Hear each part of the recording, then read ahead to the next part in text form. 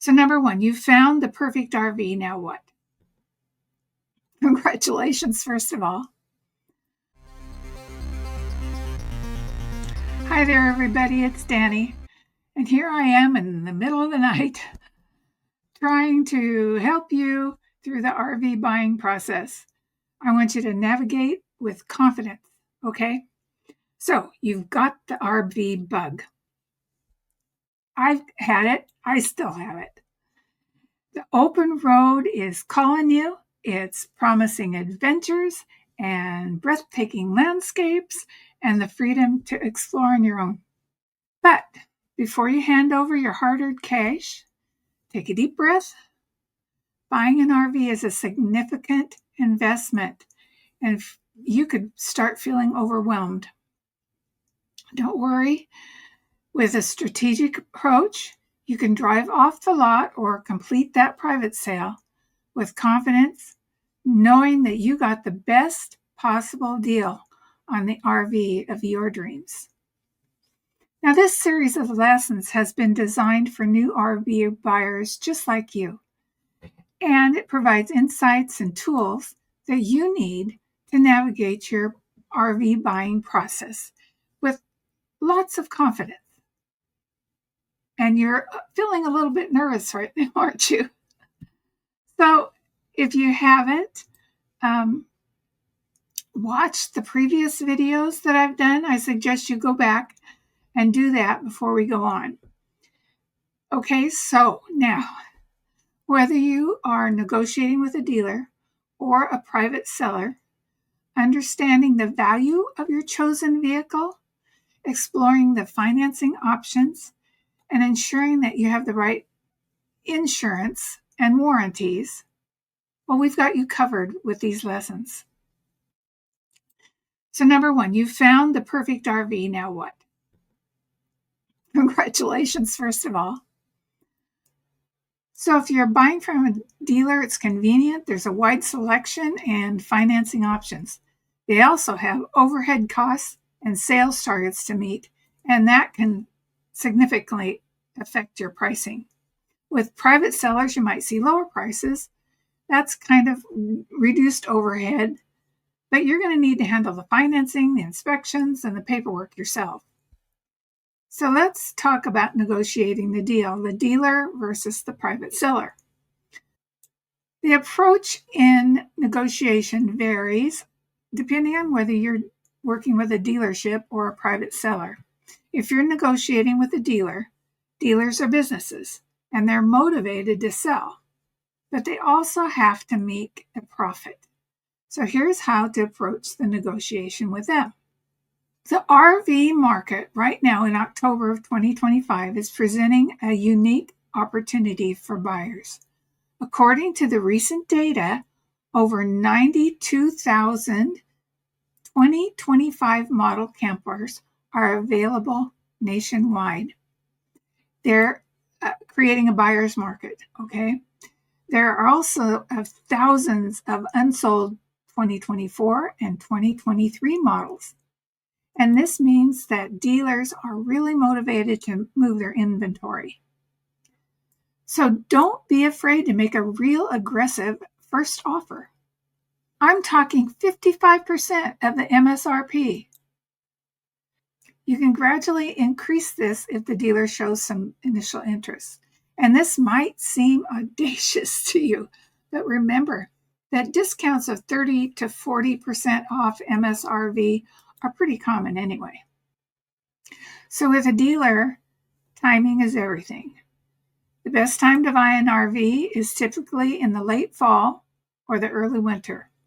So the weather is cooling off and RV usage is declining because it's not summer anymore. And dealers are really eager to get rid of that inventory that they've had sitting on the lot before the end of the year, because the minute it turns over into 2026, they are going to have to be paying extra taxes and fees on that inventory that they've had sitting on their lot from 2025 to 2026.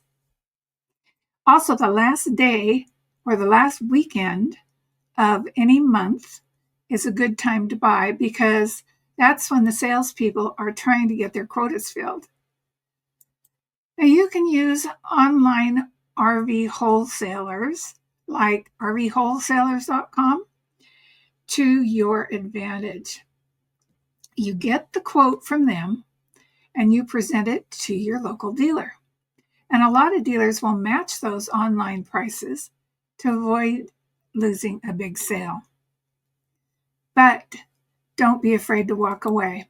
And this is the most powerful negotiation tactic.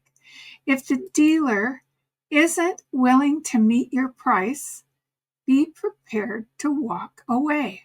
Every time I've walked away from a dealer, they've called me back within 48 hours. Every time. Now, they may not have the price I initially wanted, but they're willing to negotiate. So here's a real-world case from one of my clients this past summer in 2025. And this is a brand new Class B van. I'm not sure of the brand. They want $183,000 for it. The dealer's asking price was $130,000. So MSRP $183,000, dealer's asking price $130,000. That's a huge discount. But my client followed some of my tips, and through this negotiation, the final purchase price they settled on was $112,000. That is nearly a 40% discount. So you might not be buying your RV from a dealer. Let's say you found an ad in the local paper and you've taken your pre-buying checklist that is available in this course. So just go back up and get it and download it. It's all free and it all checks out. So how is this different from dealing with a dealer? Well, private sellers might offer lower prices, but the process requires a little bit more due diligence. Just like with dealers, know the market, know the RV you're interested in, and use the valuation tools that I've provided in this course and compare listings on online marketplaces. So start with an email or a phone call to discuss the RV. Always ask for additional photos and begin a preliminary price discussion. And this could go something like this. Hey, I saw your RV for sale in the local newspaper. Can you tell me more about it? Can you tell me about mileage? What's the mileage on it? Was it stored undercover? Has there been any recent work done on it? Do you have all the maintenance records? Why are you selling it? And what was the price again? So are you looking for cash payments or, are you looking, would you trade? How long has this been for sale? Well, this will give you an idea about the seller and the reasons for the sale. Gee, I'd love to come and take a look at it. When are you available? Would tomorrow morning be fine? Then, when you're there, do a thorough inspection. This is crucial. Download the checklist from this course and take it with you. And be prepared to negotiate. Now, private sellers might be more emotionally attached to their RV. So be respectful, but be firm in your negotiations. Also, be vulnerable. If the seller and you have a good rapport and you can drop the hint that you were recently widowed or laid off or divorced or diagnosed with a health issue and are looking for a vehicle just to relax in and get away from all the stress. Now, I'm not telling you to lie to the seller, but if you sense that they would have some empathy towards you from your conversation, use it.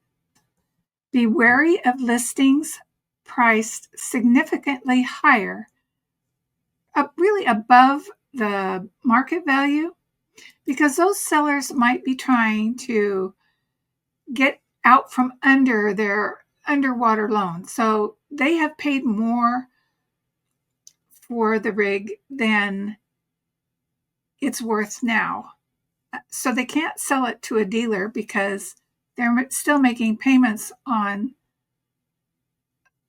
let's say, $100,000 rig when it's only worth $70,000 now, and they still have $30,000 less or $20,000 left to pay before they can get it to that point.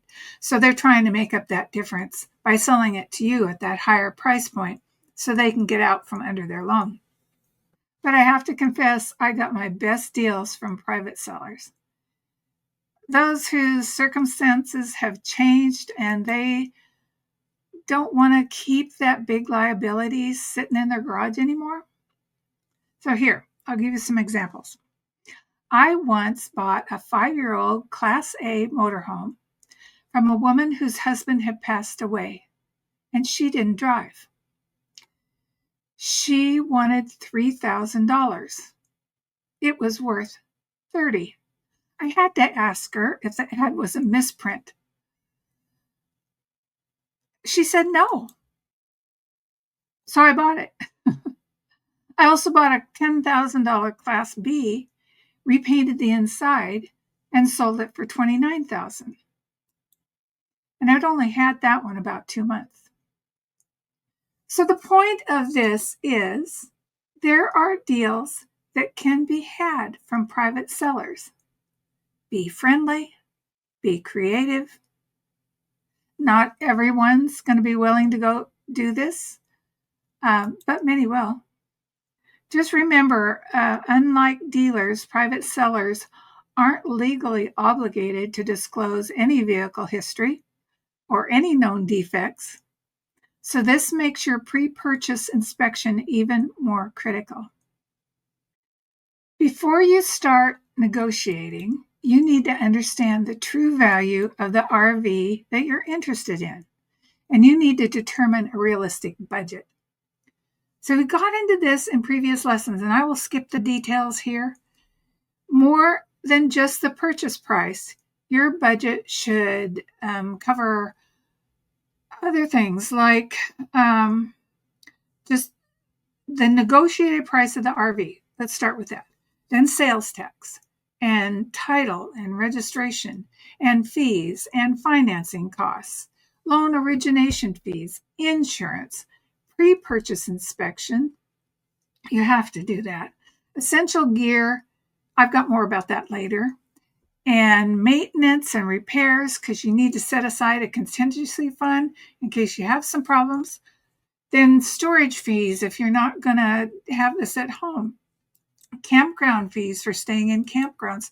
Fuel costs, especially with motorhomes, because those things only get between 10 and 14 miles per gallon. So it's expensive. As the price of gas increases, the value of the rig that you're buying should be decreasing. Okay? Depreciation is really a key consideration when you're looking to buy an RV. And if you're buying something new, you can expect 20 to 30% reduction in value in the first 3 years. And by the time it's up to 10 years, it can be up to 50%. So my tip would be to consider buying a slightly used RV, 2 to 3 years old, to avoid that steepest initial depreciation. Are you financing or paying cash, or are you using a trade-in? The way you pay for your RV impacts the overall cost and your financial flexibility. Oh, I can see. Should have had these on all along. Anyway, you need to leverage your cash. So financing allows you to do that. You spread the cost of the RV over time, but it also means paying more interest. The current rates as of October 2025, which is when I'm recording this, the RV loan interest rates start as low as 5.99%, and they go up to 14% or 16% if you have a really poor credit rating, if they'll even loan anything to you at all at that rate. Now, your loan terms range from 60 months to, and that's 5 years, to 240 months, and that's 20 years. A 20-year-old RV that you're still paying on is something you really don't want. And that's how you can get upside down in your payments. Now, you have to think about unexpected expenses also. And if you have cash reserves, that gives you the flexibility for unexpected repairs or travel costs or upgrades. Now, the downside of financing are the interest costs. You're going to pay more for that RV over the life of the loan. And if you looked at one of my previous lessons, it showed you the difference between financing and paying cash. And it was almost double the cost of the rig. And I think the rig was $98,000. And there was another $90,000 that you'd be paying in interest over the life term of that contract. So check out that video and think about these. I don't know whether this financing for you makes sense. You're going to have a recurring monthly expense. Now, cash is the simplest. You pay them cash, they sign the papers, it's over to you. There aren't any interest payments or monthly payments, and it gives you a lot of peace of mind. Now, the downside of that is it ties up all your capital. Your cash is tied up in a depreciating asset. And you miss out on other opportunities or other potential investments. You don't have enough cash available for emergencies or other opportunities that might come along. If you're trading in an RV, well, that can simplify your buying process, but you're not going to get the best value. You'll get convenience. You can avoid the hassle of selling your RV on your own. But remember that Foursquare method where they put the trade-in in one box and the price of the RV in another, and then they kind of juggled and negotiated them? That's how your trade-in value is deducted from the new RV price. So be aware and be wary when you trade in your vehicle, unless you just think it's a piece of junk and you want to get rid of it. So dealers will now be wary of including extended warranties or any add-on products in your RV financing, because you're going to end up paying interest on these items for the entire loan term, even if the coverage expires. So the coverage expires in 5 years and you're still paying it off on a 20-year loan. Pay for these items out of pocket or separate the financing for terms or the coverage period of the life of that item. Before you sign on the dotted line, check out the warranty and the inspection and the insurance and the add-ons. New RVs typically come with a manufacturer's warranty covering defects in the materials and the workmanship that are their manufacturer's responsibility. And these usually range from 1 to 3 years, although I've seen 5-year warranties from manufacturers. And then there are component warranties. So there's a warranty for your appliances and for your generators and for the chassis components. And they're all separate warranties from those specific manufacturers. And that all comes in that big package, that big book that you'll get when you buy your new RV. And if you have an older RV or buying an older RV from a private seller, make sure that those warranties are in that book so that you can see if your refrigerator goes out, if that's covered under the manufacturer's warranty for that item. Okay? And then there's extended warranties, and they give you additional coverage beyond the manufacturer's warranty. And those can cost from $1,000 to $20,000, depending on your coverage level and your RV type and the length of your financing options.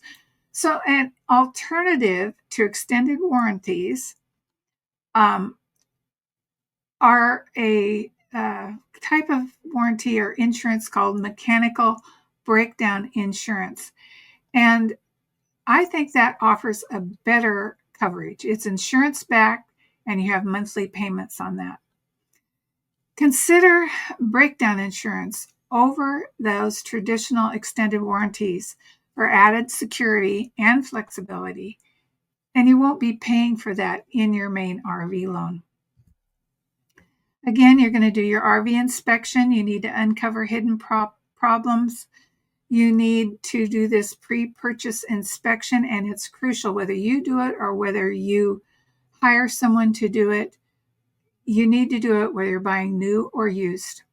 Now, I have the inspection checklist above in one of the classes here, so go and download it. Again, all of my checklists are free to you as long as we're in this course for free.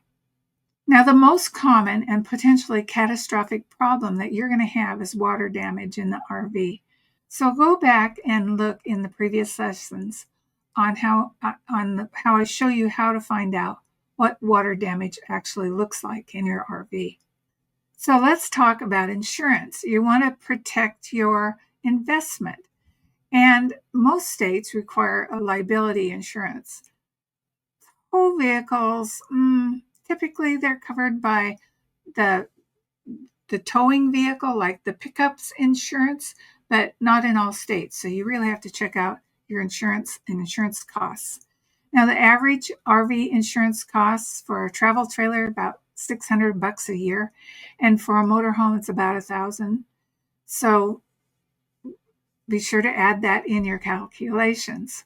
Now, if you're going to be living in your RV full time, be sure to tell your RV insurance company that is the case. Now, I have used Progressive for years, but they do have two types of RV insurance. One is just for if you're just using it to go out tenting on the weekends or something like that. And the other is if you're living in it full time. The costs aren't that much difference, but they need to know, because if you've got the wrong kind, they won't cover it. So you have some essential add-ons that need to go in your RV, from my experience anyway. And this is going to make your RV experience so much better. And you might be able to negotiate them to be thrown in by the dealer, or the private seller might have them with their rig. Make sure that all of the things are there, and that'll be included in your purchase price. So that's kind of an extra bonus for you if you're buying from a private seller. So check out in your inspection whether you have these, and if you do, if they're in workable order. So hitches, you're going to need those for towing travel trailers and fifth wheels, or if you have a motorhome, you're going to tow a car behind. So you have to choose the right hitch based on your RV type and towing capacity. And I do have a lesson for that here in this course. So go back and check that out. It makes that very complicated process very simple. Also, you may want to have a solar panel. More and more people want to boondock. They want to camp without hookups and have off-grid power. So you can do that with solar, or you can also do that with a generator. So a generator also works when your solar power isn't sufficient, like if it's a rainy or a cloudy week and you haven't been able to charge up your batteries. Then there are leveling blocks. Now, you may or may not have them. You may have a self-leveling RV that has hydraulic jacks that come down. But if you don't, grab a leveling block. Actually, those are even good for the hydraulic jacks, because sometimes you're just in a place where the jacks don't reach down in that one corner, and you have to put a leveling block underneath it to be able to make the jacks work. So leveling blocks are pretty essential. And you need a water filter. You never know where you're going to get clean water or not. So you want safe and clean drinking water. You want a sewer hose. For those of you that are going to have wastewater tanks, you need to have a sewer hose that fits, that works, that doesn't leak. Okay, and a lot of people will have cassettes. That's a totally different thing. Those will be included with your RV. So buying an RV is a significant undertaking, But with the right knowledge and preparation, you can navigate this process with confidence and drive off into the sunset in the RV of your dreams. I want to tell you that if you're watching this on YouTube and you'd like to learn more about the entire RV buying process from idea to final purchase and beyond, I have a free course. I'll put the link in the description below, and there you're going to find videos and dozens of checklists for you to download and use to determine the perfect RV for you. So I also have written 2 books that are available on Amazon. The first is How to Purchase Your First RV, and I don't have a copy of that right now. I think I've given the last one away, but this is the second one that I've written, and this is The Ultimate Guidebook to the Road Trek D190. So those are both available on Amazon, and I'll put the links below to those. And also I will link to the course. It's free. Go on over there, subscribe and join. It doesn't cost you anything to subscribe. And there's so much information there, and I'm putting new information in there every week, and lots of checklists to download and get those dreams started. So until next time, I hope to see you on the road. Bye-bye.